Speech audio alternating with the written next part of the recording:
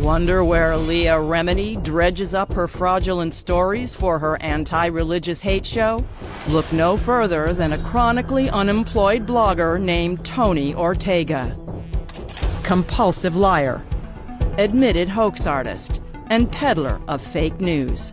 Remini's personal advisor of her anti-religious hate gig. As editor of The Village Voice, Ortega pimped its cash cow, Backpage.com, an online ad site considered the most despicable in the world. This site facilitated the biggest prostitution operation on the internet, especially in the trafficking of children. Under Ortega's watch, his Backpage cohorts didn't just help traffickers sell children for sex, they composed their ads to hide it all from law enforcement. A major breakthrough with the Senate finding evidence that the executives of Backpage.com were not only aware that minors were being sold for sex through ads on the site, but actually went to lengths to hide it. The Senate report found that Backpage wasn't just hosting ads, it was actively editing them. By deleting words, phrases, and images indicative of criminality, including child sex trafficking. And Ortega doesn't deny that children were sold on Backpage. One of Backpage's many victims was sold for 2 years, starting at the age of 15, and raped over 1,000 times. When another tried to escape, her pimp broke her jaw and ribs. And after a 13-year-old sex slave sold on Backpage told her pimp she couldn't bear another rape, he kicked her down a stairwell. For 6 years, Ortega lived off the money from this child's sex slavery, while obsessively hate-blogging the Church of Scientology, the very antithesis of Backpage.com, and a religion he knows nothing about.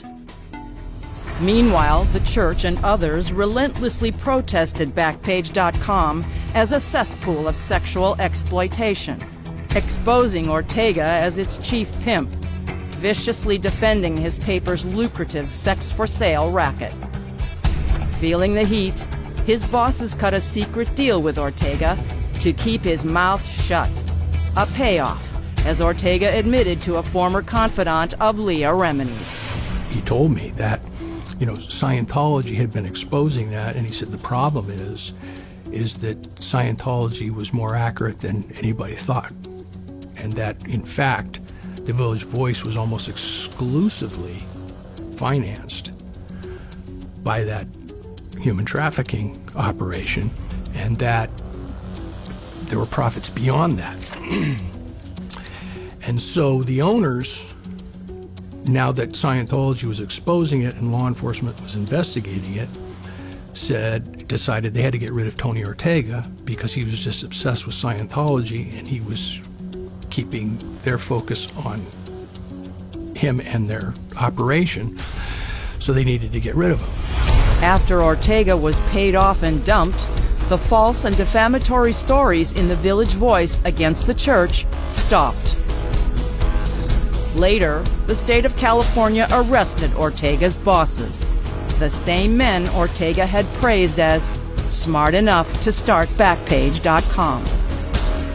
Now, instead of pimping for the Village Voice, Tony Ortega is pimping for Leah Remini, sitting in restaurants, spewing out the false and defamatory tales Remini peddles on cable TV. This is Leah Remini's advisor. This is who Leah Remini stands with. Tony Ortega, pimp.